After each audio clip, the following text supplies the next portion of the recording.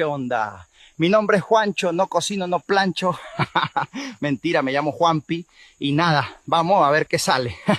Estoy re manija, necesito algo para morfar urgente. Si no como, me pongo re loquito. Bueno, llegamos al río. A ver si encontramos algo para morfar, che. No hay banana todavía, pero el agua está re limpia, loco.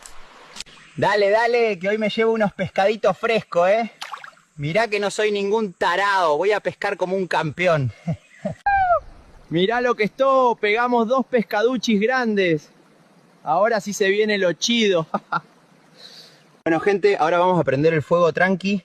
Que estos pescaduchis se cocinen bien. Esto va a estar mortal, che.